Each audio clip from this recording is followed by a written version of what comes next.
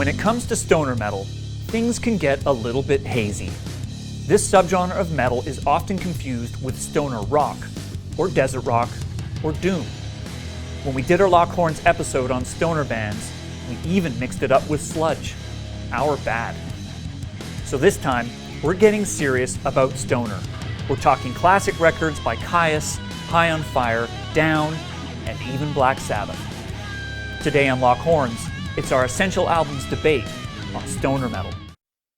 Welcome back to Lockhorns, BangerTV's weekly metal debate show. If you're watching this in the archive, a reminder that we do go live now every 2 weeks, and please join us on social media and subscribe to the channel if you haven't done so already. Well, this week, we take another step towards peeling back the giant onion that is metal, and we are dipping into the 10 essential stoner metal albums of all time. And to help me with that is a return guest who is here for doom and post-metal, is the inimitable JOHN SEMLEY. How you doing, buddy? That's me. I'm good. How are you? I'm good. It's Thanks good for welcoming to be me here. back. Welcome to the vast new banger hangar, The as we hangar, I call love it. What do you think? It's amazing. It looks like my high school bedroom, like souped up or something. Exactly, I like it. So tell me, just get right into it. We're doing stoner metal today, and we've dipped into this with stoner, with sludge, and kind of it crosses with doom, and it's a bit complicated. How did you get into stoner metal? Yeah, well, this is the thing. It's a genre where you're into it and you don't know that you're into it. Some people will say Sabbath is the ultimate stoner band, but you're not thinking about that at the time. The first album I remember deliberately buying and then going online and finding out that this was a thing was Dopethrone by Electric Wizard when I was maybe 14. And I was totally suckered in as a 14-year-old kid seeing an album cover with a wood etching of a wizard smoking a bong and said, why not? And the music totally blew me away. It's still one of my favorite albums, but from there I kind of went back in through the back catalog, through all that stuff on Rise Above Records, the Palm Desert scene. But for me, it all sort of started with that one. Very around cool. 2000, I would say. Full disclosure, kind of like my metal fast. Yes, So that's this okay. isn't really a personal favorite of me, so I'm going to be leaning heavily on you, although I do like that new Elder record, but we'll get to that a little bit later in the show. Okay, a reminder, we're talking about essential albums this week, not just bands, so we're digging deep and we want to know specifically what albums you think deserve to be part of the great canon of stoner metal. We want to know why, as always. And to help us with the debate, here, standing behind my bass cabinet, which I am very proud to introduce to the set, is Lisa Ladiseur. Hi. How's it going? I feel like I should be doing some sort of Price is Right, like Wheel of Fortune. I like your setup. You're just surrounded by metal iconography. It just looks good on you. Ah, thanks. I picked all the black and white covers, just in case anyone's wondering why some are here and some are not here. We generally despise color here, I think, at Banger. Sorry, I'm wearing a red shirt. That's okay. That's all okay. right. That's all right. I'll just gong you for that. So in terms of stoner, I mean, this is a complicated exercise, but before we get into that, Lisa, do we want to say hi to some folks joining us this week? We always want to say hi to the folks in the chat. Nice to see our regulars back after such a long break, and some new people too. Okay, so here we got folks joining us from Germany. Lots of Germans joining us this week. Good to see you. Sweden, UK, Ireland, the Netherlands, India, Italy, Greece, Serbia, Belarus, Russia, Belgium, Morocco, Colombia, El Salvador, Brazil, Texas, Ohio, Windsor, Winnipeg, Oshawa, Quebec City, and Comox, BC, my home territory, where there is a place where goats live on a roof. Wow. Yeah, you heard it here. You thought you were smart. Look at me. So let's look at this thing. Last time we sort of dug into this topic, which, for better or for worse, we created a stoner/sludge chart. So here we go. Take a look, John. We got everything from Kyuss, Like a dog's breakfast. Electric Wizard, Down, Sleep, Crowbar, Fu Manchu, I Hate God, Acid Bath was added, Kalisa, Orange Goblin, High on Fire, The Sword, and then some question marks under there. We've got COC, Saint Vitus, and Clutch. What do you make of that debacle? That gives me like an anxiety attack to look at. But you know what's good for anxiety? Stoner metal. Yes.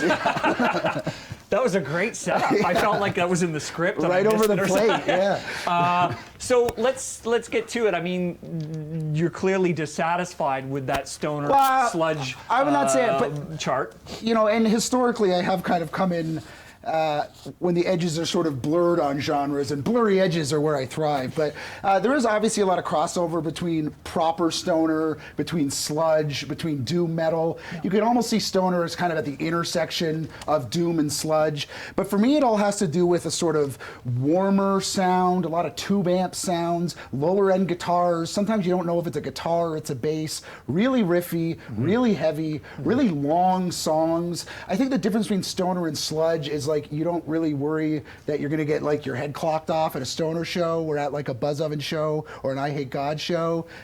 Might be a bit different. Yeah. Not to cast aspersions on those bands, which I also like. But yeah, I think it's all about sort of slow, riffy, low, long, and you know, it doesn't have to be explicitly preoccupied with pot, but it often figures very strongly into the lyrics, into the album covers, into the iconography, into the band names even.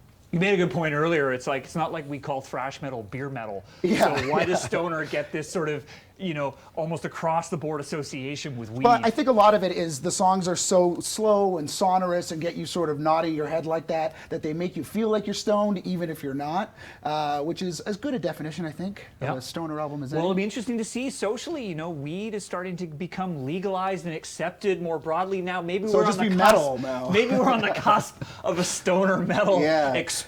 Kathleen Wynne should get in here. Yeah, and just the BPMs are just gonna drop, Yeah, exactly. baby, much to my chagrin. But anyway, let's get to it.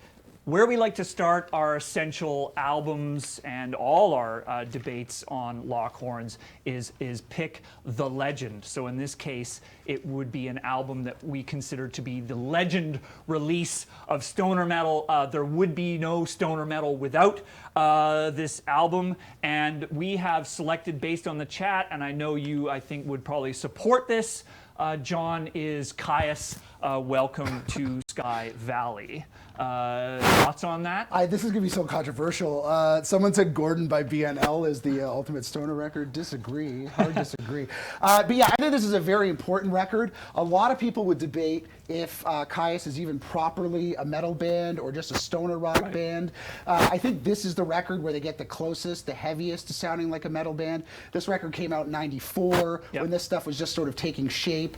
It has the longer sort of song suites that you get used to in stoner metal. I think they've subsequently been divided up on CD releases, but originally it was just 3 kind of 16-minute songs, and really experimental, well, not quite experimental, but sort of psychedelic sounding. And if we're gonna pick a Kyuss album or an album from this early in the sort of desert scene, this is your big boy. Okay, well, as a refresher, we're going to go to a clip just to familiarize ourselves with this this important album. Let's take a look.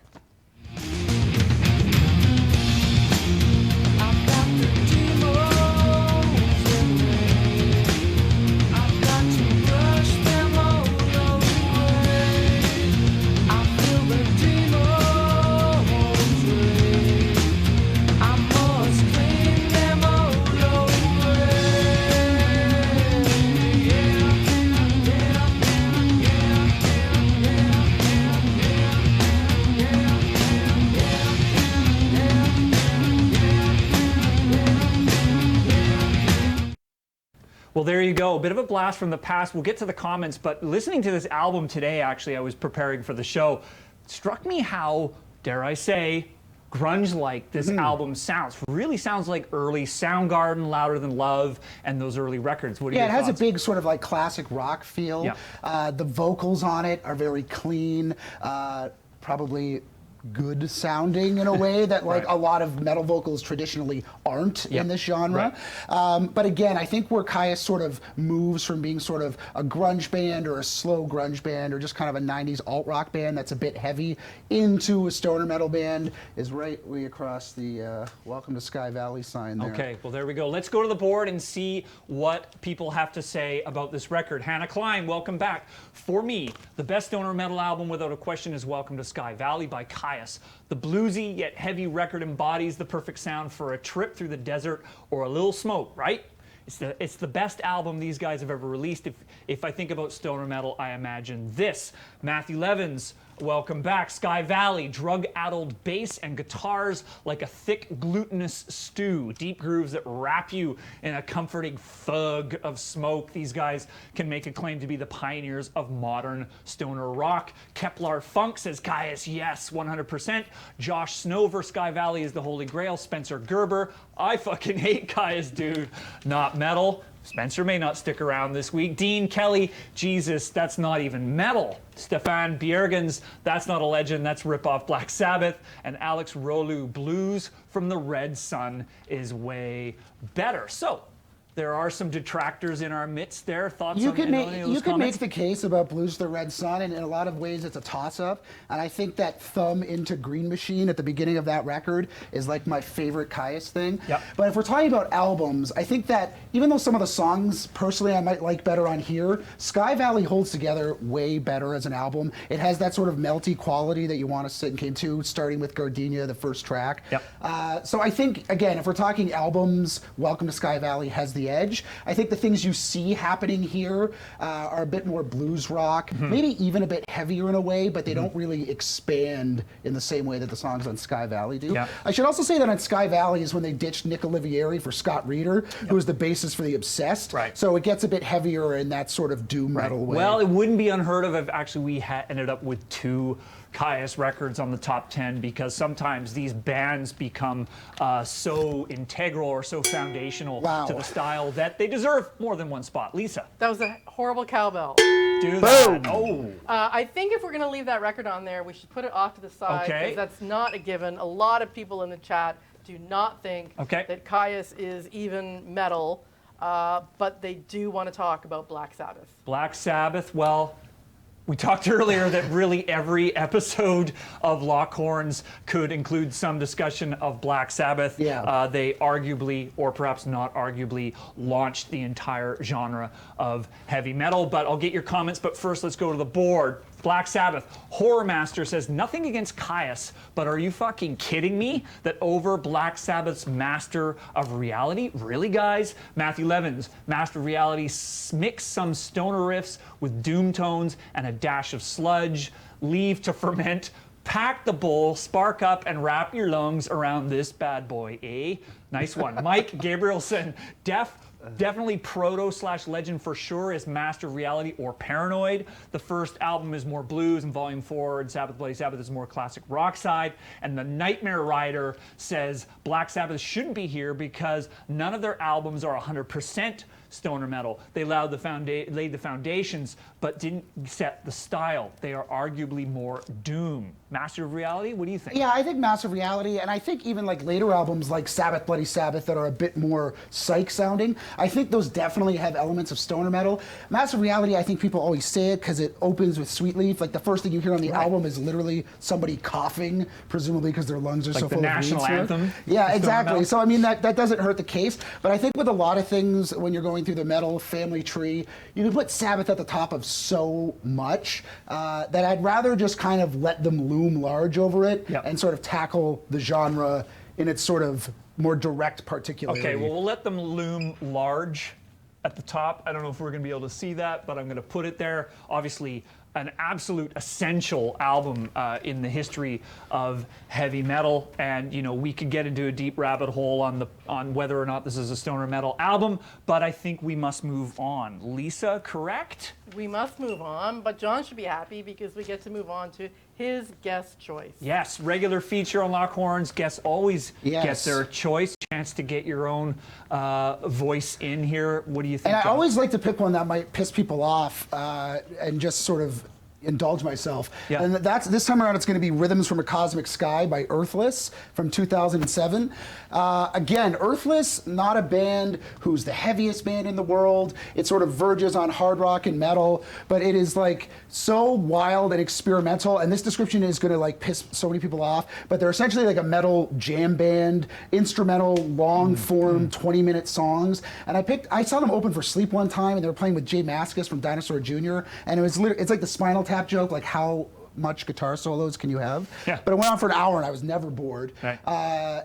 And there's another thing about this that I like, which is that the album, or maybe it's a reissue, includes a cover of Cherry Red by the Groundhogs. Okay. So for people who do want to go back further and say Sabbath is a stoner band, Leaf Hound is a stoner band, Sir Lord Baltimore is a stoner band, you can kind of satisfy that element by having like a super heavy Groundhogs cover on it, I think. So if that's controversial, I don't know, but I think it's a good album. So in a nutshell, it's contentious not because it's not metal enough? Yeah, well, there's no vocals. Right. Like when they play live, they essentially do just kind of like heavy jam. Right. So I don't know how into that people might be, but I think if you're talking about sort of crossover between stoner metal and other types of like psychedelic-y, stonery music, there's a lot of that DNA in there, and I think that that's certainly relevant to the genre. Yeah. You got the pedestal. Take it, my friend. This is your chance, and you got some comrades out here. Dale and Earthless are fucking amazing.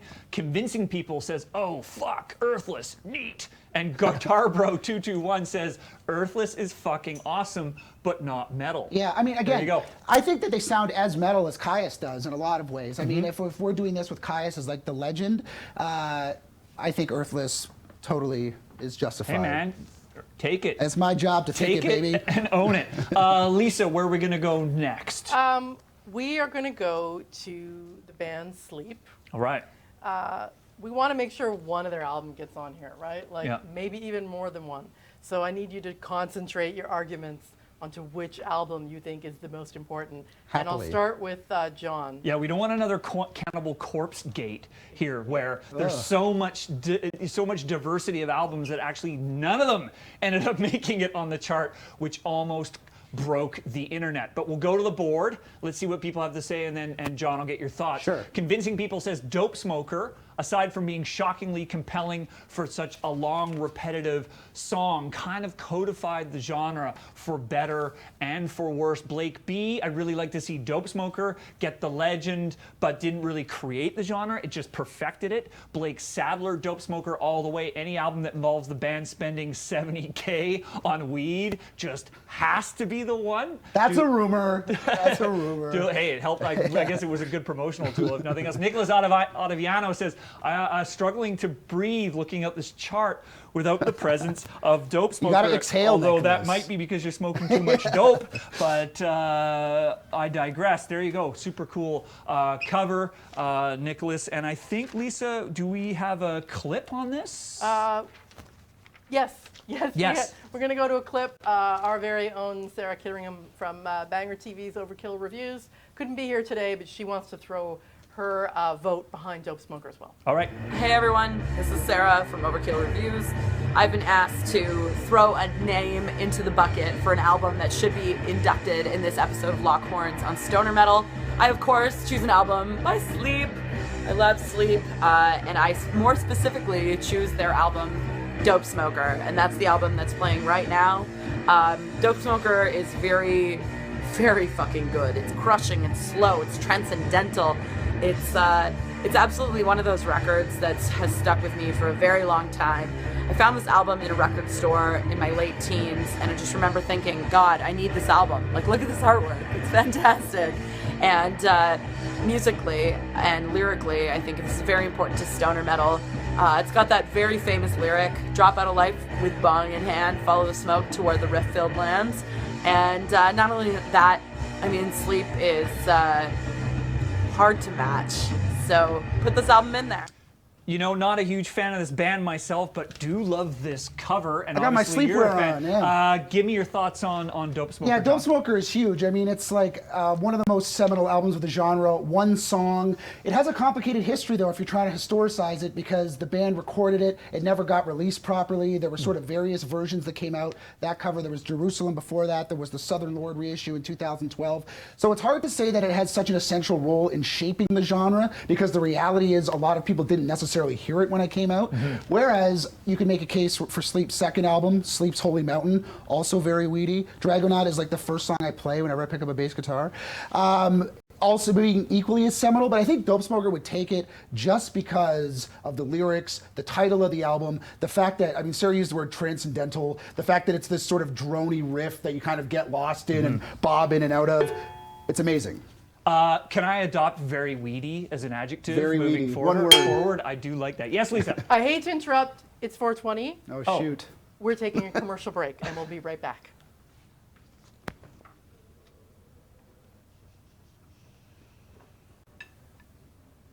Tag der römisch-König sorgt mir nicht vergolde, dass ich nicht wüsst, wenn mir danach verschloten wird, wie wohl ich hätt kein Schulde.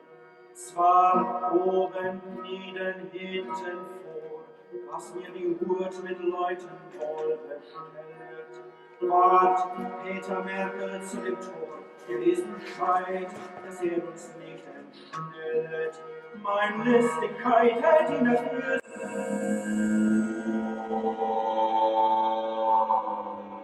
Ohren voller Schämen.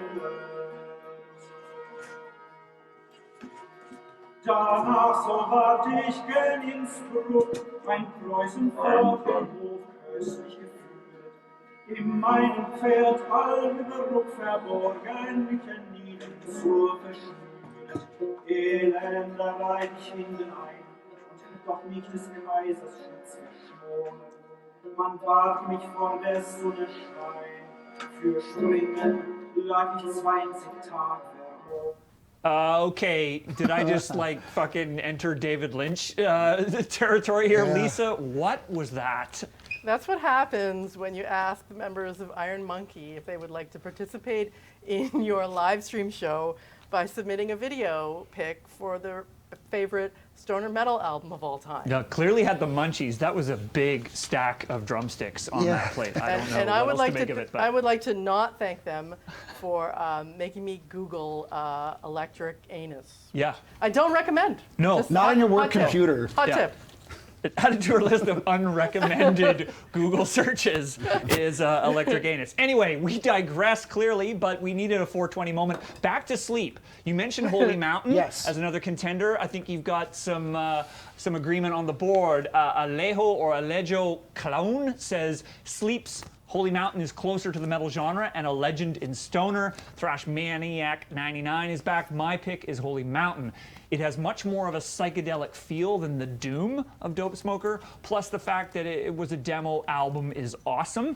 Justin, Knopp, I would totally say Holy Mountain is the Essential Sleep album. Heavy, chuggy, great to burn a few to. Blake B, Holy Mountain has the more bluesy stoner vibe. Dopesmoker is closer to doom and drone. And lastly, Schinderhizzle84 just needs to be both Dopesmoker and Holy Mountain. Okay, well, here we go. Is there room for both of them, Well, John? if I may make another historical observation, 1992 was the year that both Blues from the Red Sun and Holy Mountain, full title Sleep's Holy Right. Mountain, came out, and in fact, Spine of God by Monster Magnet, which a lot of people are shouting out. So I feel like that was like a big year Yeah. for this genre. Yeah. You know, you can always tell when something's happening when bands who sort of have nothing to do with each other in terms of their scene or their membership sort of all happen on something simultaneously. But I still think, I mean, as a big Sleep fan who thinks that they've never really recorded a bad song, I think that Dopesmoker is like the most fulsome articulation of like what they're trying to get at with their music. Right. Like, why do a 9-minute song when you can do a 73-minute song? And who knows what their new record holds. Hey, so I agree that they're Rush both. built a career on that philosophy. Yeah, I mean, it's kind of like picking which of my like loafer stoner sons I like better. Fair enough. But that said, I would say. Yep. Dopesmoker. But there's a parallel there. I guess it's like that. Is it the proto stoner metal album for some, or is it the definitive statement? Lisa, we've got some other albums to get on the board here. We've only got 4. We do. 6 to go. We were trying to go forward. I'm going to adjust this so you don't get your head bitten off. Oh, please. Oh, yeah. That 420, that Iron Monkey clip just really messed with me. Lisa. We were trying to go forward in time, get to more stoner metal bands from the 1990s and beyond, and then the chat erupted talking about Jimi Hendrix. So we might need to get the marker out No. and add some Jimi Hendrix. All roads lead to Jimi. Horror Master says, can we make a case that even though Hendrix isn't really stoner metal, or metal for that matter, I think he is the godfather of stoner metal. I mean, Purple Haze, Foxy Lady, and playing guitar with his teeth are extremely important. Hendrix, Are You Experienced? To me, has to be mentioned, although it's not a stoner metal album per se. They contributed to the early stages of stoner metal. I mean, Purple Haze is a perfect example. Stefan Björgen says, I think Hendrix is the godfather of the whole genre. I don't know. Am I pulling out the pen here, John? I what think do you it's got like, to say? I'm okay, shaking it maybe up. like the great godfather, but you get too far down the rabbit hole where it's like, okay, Within You, Without You is like the original stoner metal song or something. Right. So Hendrix, I mean, there's so many psychedelic bands you could name. Yeah. You know, amazing guitarist and did a lot of drugs, but I don't know if he's a stoner metal musician. Well, you go back to Gustav Holst and like the Planet Suites is Yeah, the first stoner metal composition. That is a whole other matter. But we'll put in the question mark, really going back. I don't think people will dispute that Hendrix is in some way part of the conversation of metal. Whether it really stacks up in the stoner metal conversation is a whole other matter. Lisa, what else? Some people in the universe think that Banger has something against Monster Magnet. I like Monster Magnet a lot. Because we never talk about them, so let's talk about them. Okay, well, Alex Dominguez says Monster Magnet, Spine of God. Jamie Laszlo is back. Spine of God by Monster Magnet is an essential album in the history of stoner metal. They may have been influenced by bands like Hawkwind, but they turned up the guitar amps and fuzzy distortion to create something unique that influenced many bands after them. And the song Nod Scene starts off with a huge bong tip for crying out loud. I know Monster Magnet gets little love in these discussions, but if you don't include them here, they will never get the love that they deserve. I'm happy and thrilled to put Spine of God on there. I think that album, I think even Dopes to Infinity is a great stoner album. I think with, I mean, if you're around my age, not to tip my hand, but so many people got into Monster Magnet when they had that big single and video for Space Lord, which is kind of a cheesy song. But if you go back before that, they have a lot of, you know, Hawkwind-inspired, psychedelic, really riffy, really cool sounding stuff, I think. And again, if you look at these albums released the same year, the sort of iconography that's shared between the Sleep album and the Monster Magnet album across an entire continent, I mean, it gives you a sense that there was something in the air. I'm just proud I got it the right way up this time around. Anyway, but yeah, no, you're right. In terms of imagery, I think there's an interesting synergy here. This is a bit of an outlier. This, you know, this for obvious almost reasons, fit a bit more, but it's not an aesthetic. For obvious reasons, looks like more like a Queens of the Stone Age record album cover to my mind, but definitely a bit of a vortex vibe going on here with these images. Lisa. I don't know, man. Okay. I don't think Banger has a problem with Monster Magnet, but the chat does. I might, but that's another issue. Professor Fuzzy Muffins, there's a reason why no one talks about Monster Magnet. Blank. Okay. Christopher Hanush says, more like Monster Meh. Well taken. Steve Rogers, Monster Magnet is a Hawkins cover band. Repetitive. Hawkwind, I think he means Hawkwind. Hawkins, I'm like, Ronnie Hawkins, I'm confused. Yeah. Anyway, okay. Some ambivalence, I suppose, to the Monster Magnet inclusion, but I think we're going to leave it on there. Is there no one who likes Monster Magnet out there? What's going on? Ooh, someone said Pentastar by Earth. That would be anyway, a good one we too. got 5 up now. We've added Monster Magnet. And Lisa? I think we're going to jump ahead. Okay. To Craig Mailman's portion of the show. Craig works at Banger. He's behind the scenes on Lockhorns every week. And as we've been preparing for this show, he's been whispering in my ear, down, down, down. Okay. Are we going to go to the clip or to the board? What do you want to do? Let's go to the clip. Here we go.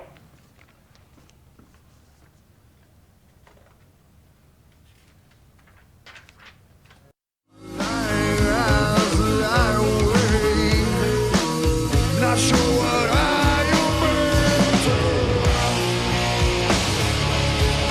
never died before. Yeah, what happened yesterday? I never stole a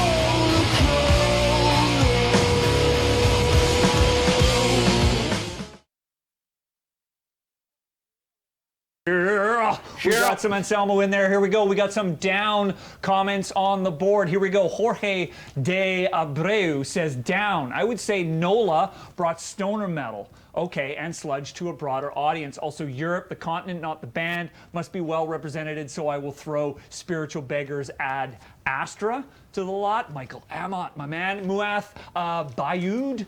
Why are people asking for down NOLA to be on the list? I'm sorry, but the band is completely a southern sludge band. You can notice how they're sounded closer to sludge bands like I Hate God and Crowbar from stoner bands like Sleep, Kyuss, and Electric Wizard. And the Stargazer, maybe a Rainbow fan, says down is sludge. And Sirmia Twad says this is grunge. Those are some fighting words on Down. What's Yeah, your I opinion? think Down's a good band, and I think that's a great album, and I think it gets close, and I think that those guys probably smoked a ton of weed. But I do agree that Down is more squarely in the sort of southern sludge. They feel more comfortable to me with bands like I Hate God, with bands like Crowbar, with bands like Buzz Oven even, than they do with this sort of lot. Okay. I mean, Down's the guys who like take 2 hits of a joint at a party, you know, and the rest of them are the sort of guys who have 6-foot tall Grim Reaper ceramic bongs.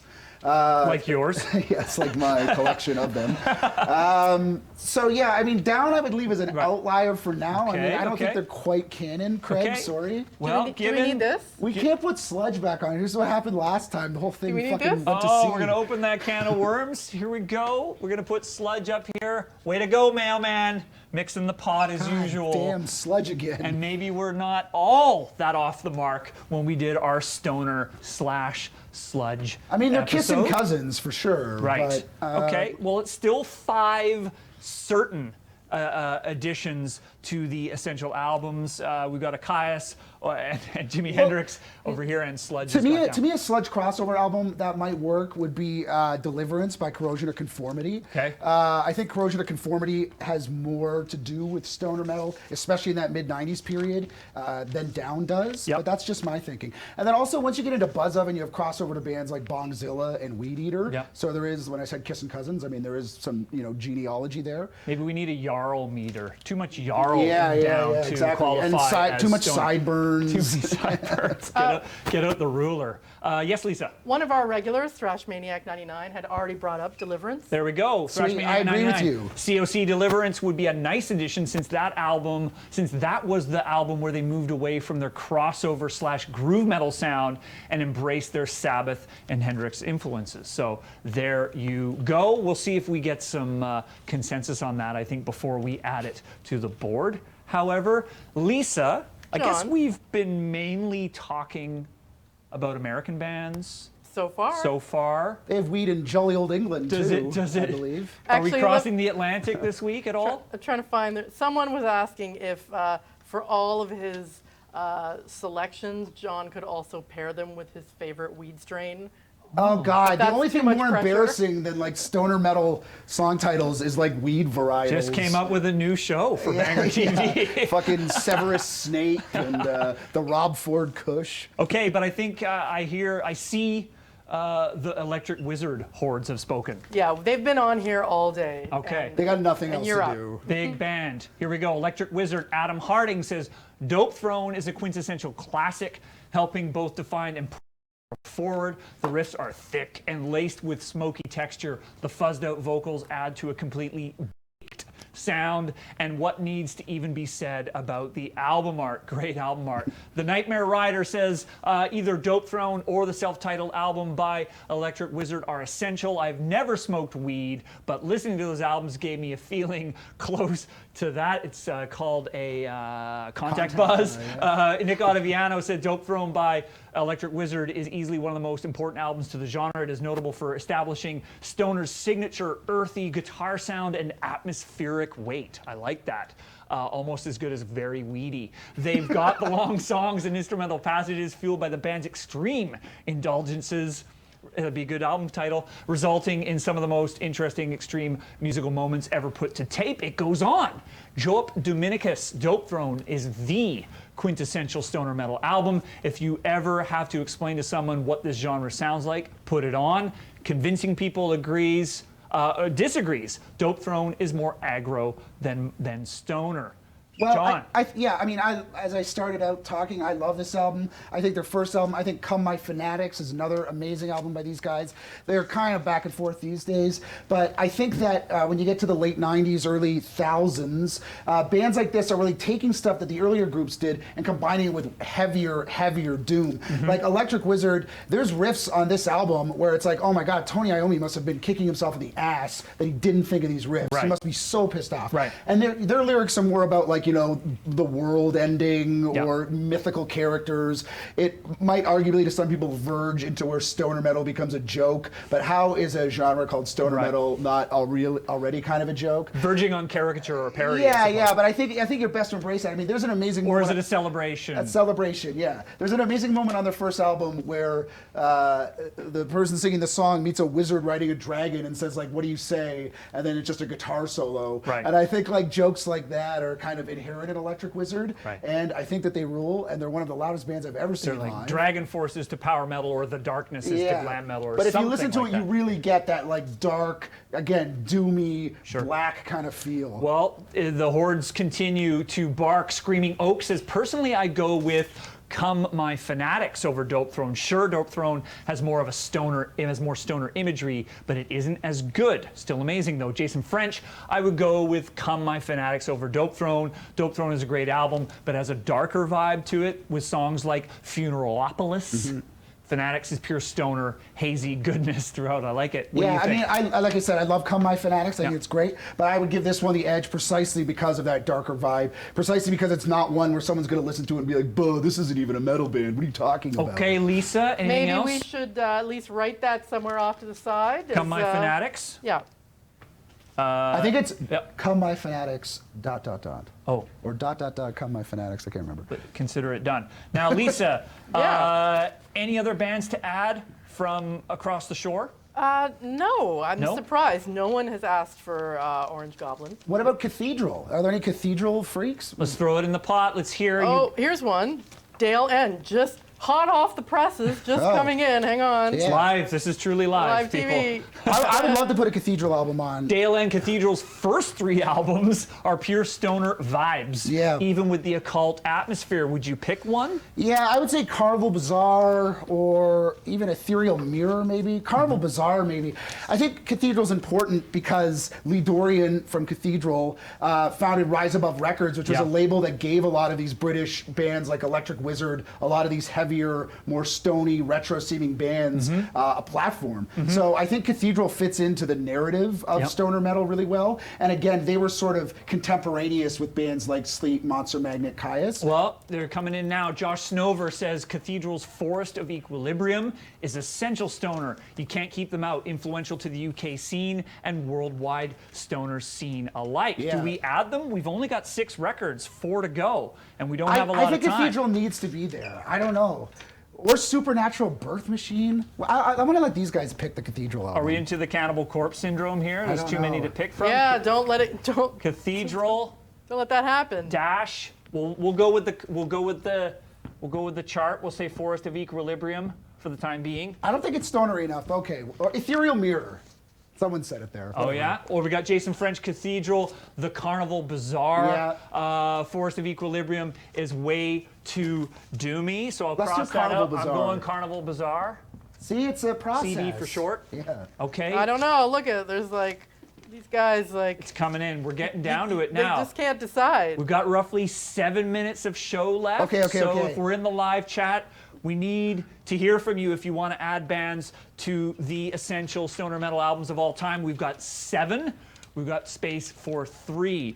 Lisa, what's the vibe out there? I'm seeing a lot of people shouting at me about the Sword. So I think we need to talk about them. Okay. Let's hear your arguments for which record you want and why. Let's try and get them on here. Okay. Meanwhile, Jamie Laszlo. Nope. We got Rob Naylor. Here we go. Warp Riders is the most stoner the Sword record. GOTE and AOE are closer to classic doom sound, whereas Warp Riders brought in the haziness you need for stoner. And Rousdoor says the Sword needs to have an album on this list. I have a hard time just picking one. Age of Winters, I love that record, is one of the define their sound and has some of the heaviest tracks. John?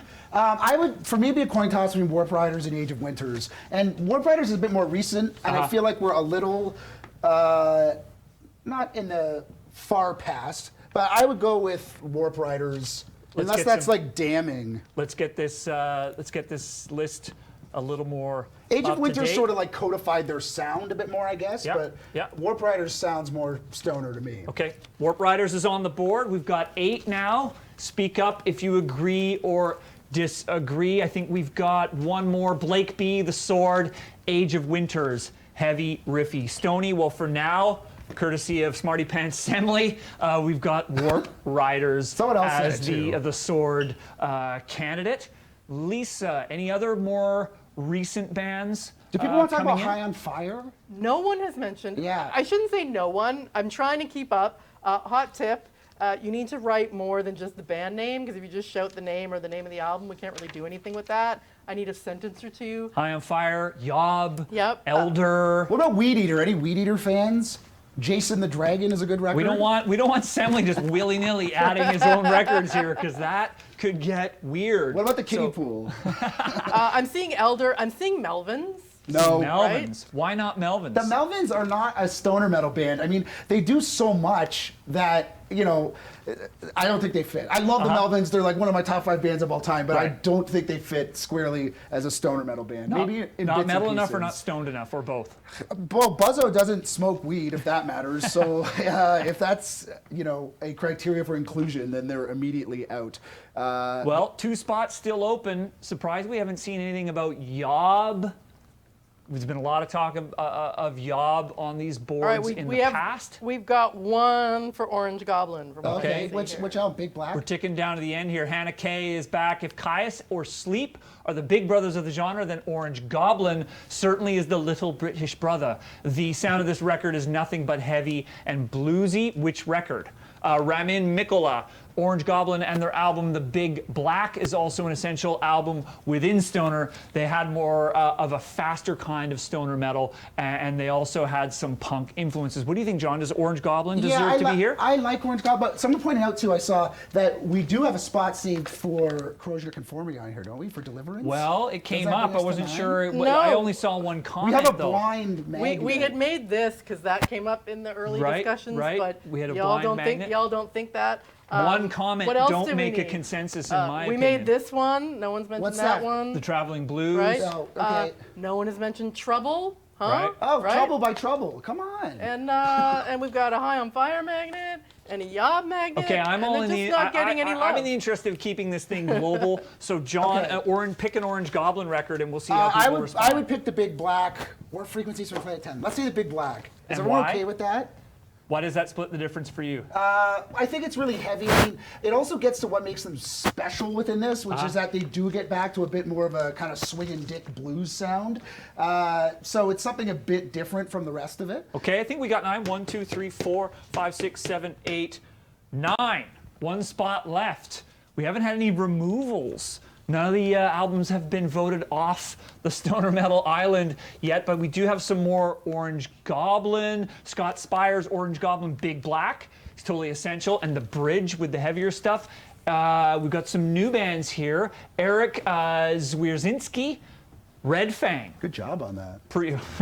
I'm a pro. Prehistoric Dog, a modern take on stoner metal that has a distinctly southern vibe, not summer vibe, that wouldn't work, but maintains the sense of humor and attitude of stoner metal, also not doom. Oh, everyone listen to me here. Weedeater, Jason the Dragon, we got a couple votes for it. Yeah, it's a free-for-all now. Tim Romajian,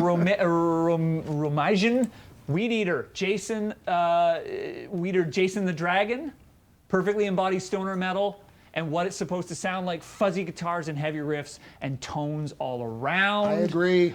Blake B, add Weedeater, Jason the Dragon. It's got those bluesy riffs, heavy, stony, droney chords. Great album. I'll pause there. I mean, one spot left. Red Fang, Weedeater. You mentioned Weedeater earlier. I think with Weedeater you get a lot done, which is that Dixie Dave Collins from Weedeater, as I mentioned, was in Buzz Oven.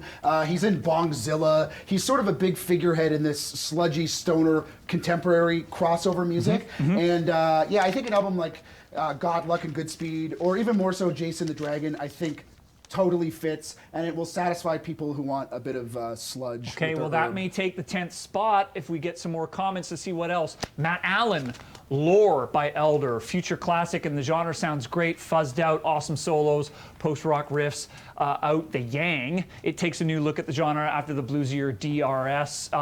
Aaron Henry, let's have an early Elder album. I happen to love the new record. I've kind of just got into those guys. Aaron Henry, regarding Elder, I think the new album is too proggy, which is probably why I like it. Their early albums, Dead Roots Stirring is a good choice, though. Okay, Lisa, we got about a minute or so left. We do. I think we're leaning towards Weedeater unless there's something else out there. Let's see what folks think about that. Give them a Lord minute to by catch Elder, up. what else is coming in here? Some Yob love. Yob, Bong Ripper, Elder.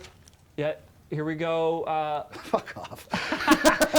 Rob Naylor, this is the contribution of the week. Limp Bizkit, Chocolate Starfish, because you have to be totally fucking stoned to not want to kill yourself and everyone in the near vicinity just by trying to listen to. I think when Limp Bizkit hits the board, it's a sign that we're got to get close to the wrap up. I think Rob needs to smoke either way more or way less weed. Way down the bottom here, I'm adding Weedeater, Jason the Dragon as the 10th entry. I feel like we did such a good job.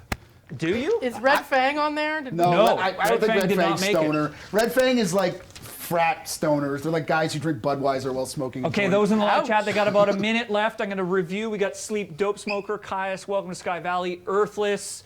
Remind me the album title. John, Cosmic Sky. Thank you. The Sword, Warp Riders, Sleep. We got a second Sleep record. Sleep's Holy Mountain. Thank you. The Monster Magnet. Spine of God. Thank you. Electric Wizard, Dopethrone. We got Cathedral and all right, and Sword. there's a last minute Orange push. Goblin, Weedeater. Sorry, I should have. Sorry, gong me. There's a last minute push from people cutting and pasting over and over again about St. Vitus. Yeah, I mean. Okay, General T-Bone. If we were adding Cathedral, we should put Born Too Late by St. Vitus. It was a complete slowdown to what they did before, and it was like they smoked 2 pounds of pot when they were writing the album. The Kiddie Pool, 69, St. Vitus was the first band to have no high end in the guitars. Classic stoner metal. You sound wishy-washy. I love that album. Vitus. Yeah, Yep. I mean, I agree about the like musically, it's very low, very heavy, very sloggy. Yep. It still feels like a bit like sort of like Master of Reality or a lot of the other bands people bring it up. It feels a bit proto for me. Yep. So I'd be happy to tip my hat, but I don't know if I would put it in the canon. Okay, well I think the doors are closing I love it though so much. on the heavenly gates of the stoner Cathedral is metal more here. stoner than St. Vitus. All if right, that's the do you guys have concept. your top 10? We have our top 10, Lisa Lattisour. Then I have our final comment. Okay, here we go. Final comment of the week. Rabbit777. As predicted, the stoners can't get their act together to formulate a decent board. Snap! We're not even Semley baked. doesn't even smoke weed. He likes this. I'm more confused than when we started the show. This makes no sense to me. But anyway, we have our 10. Thank you to everyone. Do we have time for a quick chat about the future of stoner metal? Lisa? Yes, we have a minute for that. What's the future? Yeah, I think there's a lot of stuff. I mean, people have mentioned Elder, Beelzebong from Poland. You get now continental European stoner music. I think the reissue of Dopesmoker by Sleep generated a lot of interest. Like that was getting written up in like the New York Times and stuff. Right. People were going to see Sleep concerts who don't even listen to metal, which may annoy some people, obviously. But I think that since that, there's been a renewed interest in the genre among people who are into stuff like drone or other sort of loud, guitar-y, head-nodding music. And like you said, in Canada at least, with the imminent legalization of marijuana, it's either going to explode in popularity or become totally lame.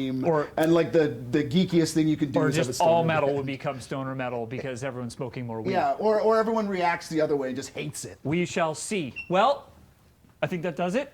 Does it? That does it. Thanks, John guys. Semley, Thanks, thank Sam. you, man. Wouldn't have Thanks, been able to Lisa. do it without you. Daniel, Lisa, Craig, and Andrew, thank you for everything. Subscribe to the channel if you haven't done so already. Lockhorns is back in 2 weeks, and it's Cannibal Corpse Week.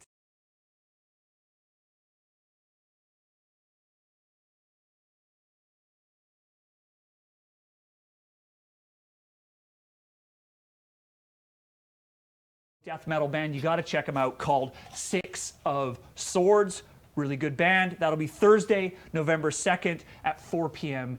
Eastern. Thanks for joining us on Lockhorns. We'll see you again next time.